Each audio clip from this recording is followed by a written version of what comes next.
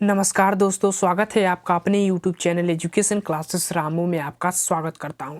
दोस्तों, आज की वीडियो हमारा यूथ कंपटीशन टाइम्स की जो सामाजिक अध्ययन है वो पर्यावरण वाला टॉपिक चल रहा था, जो कि टॉपिक वाइज दिया गया था प्रश्नों की श्रृंखला, उसको मैं चला रहा था प्राइमरी सुपर टेट के लिए, जो कि यहाँ से 10 नंबर का प्रश्न बनता है।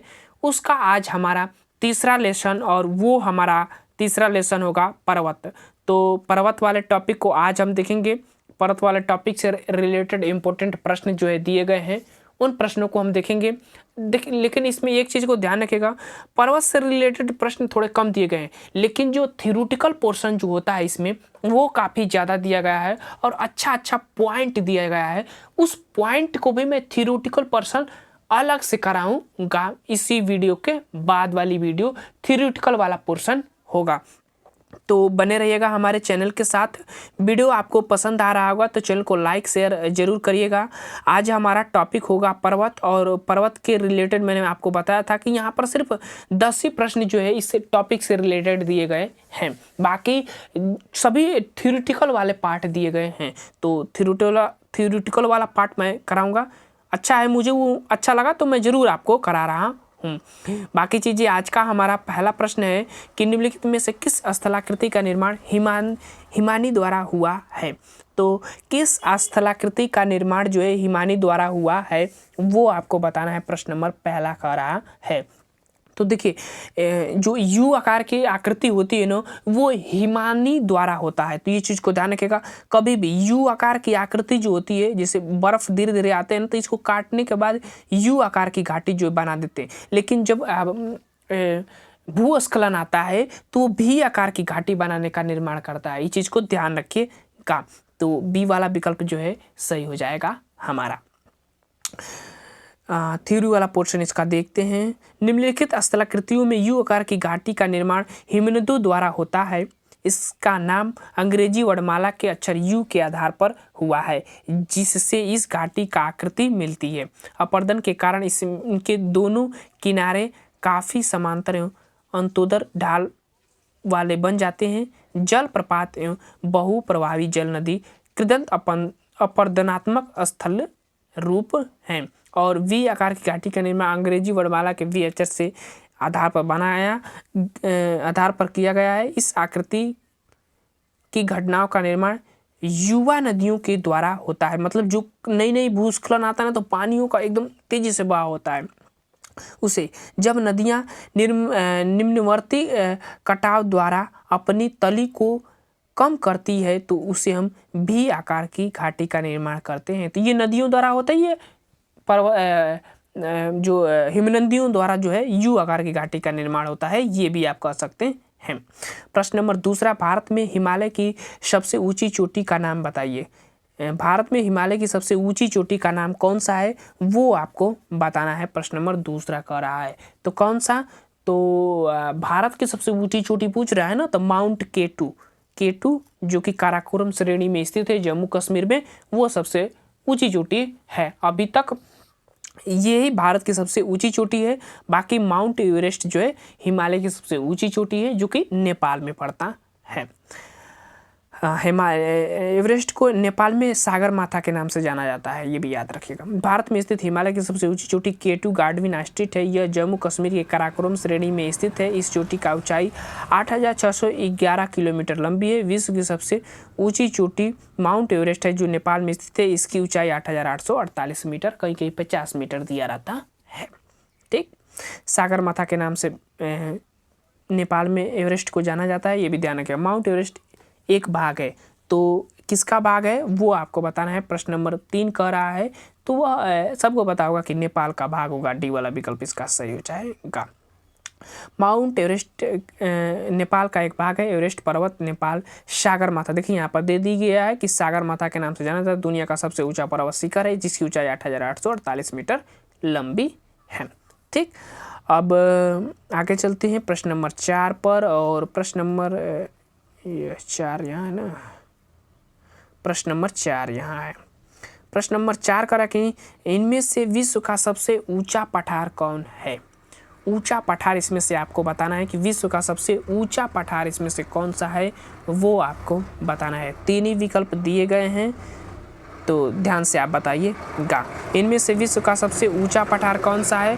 तो ऊंचा पठार की हम बात करें तो दक्कन का पठार, मालवा का पठार, छोटा नागपुर का पठार, और भी विकल्प दिया गया है क्या इसमें, आगे थोड़ा देखते हैं। तो अच्छा, ये तिब्बत का भी पठार दिया गया है। तो सबसे ऊंचा पठार मिल ही गया हमारा, तिब्बत का पठार जो है सही हो जाएगा। डी वाला विकल्प जो विश्व में सबसे ऊंचा पठार पूछ रहा है, तो तिब्बत का पठार जो है सबसे ऊंचा पठार है।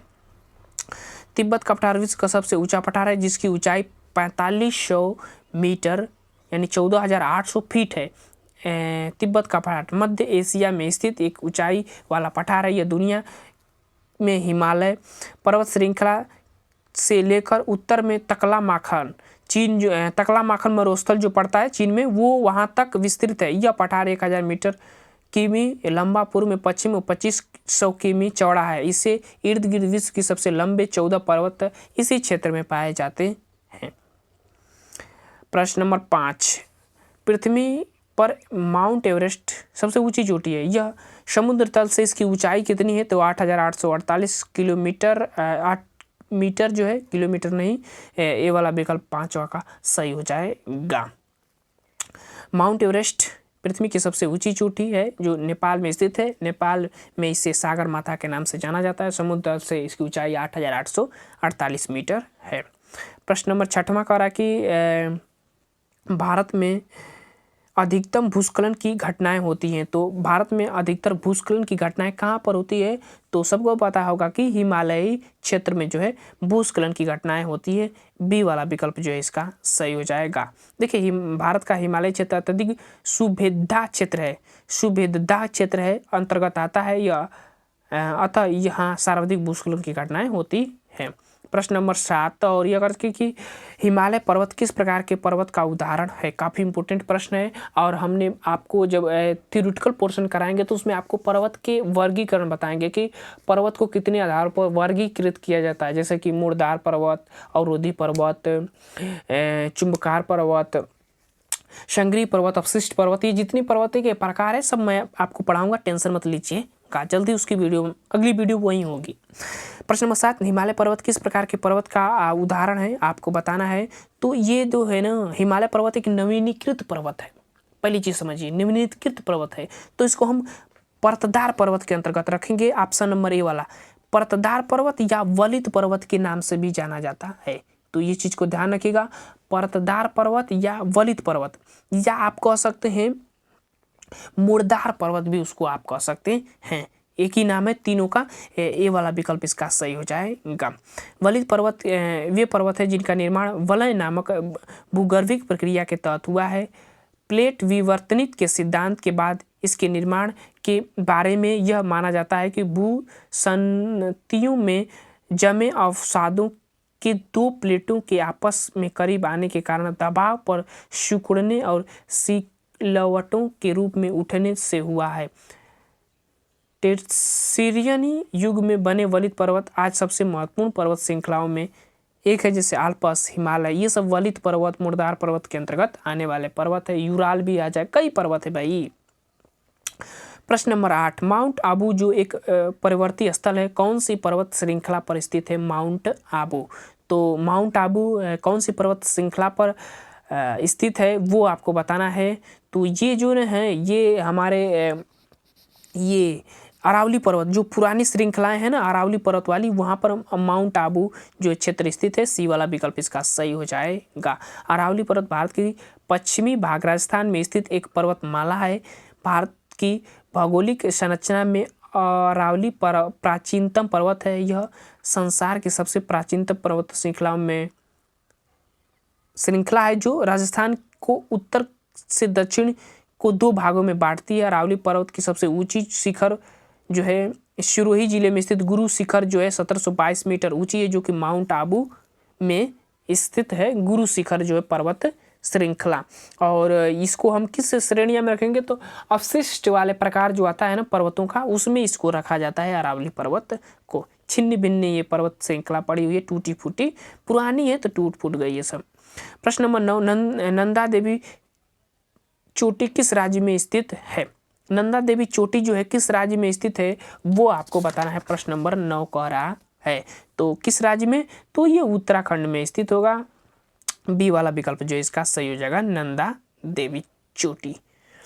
नंदा देवी पर्वत चोटी उत्तराखंड में स्थित पर्वत चोटी है। यह भारत की तीसरी, विश्व की 23वीं सर्वोच्च पर्वत चोटी है।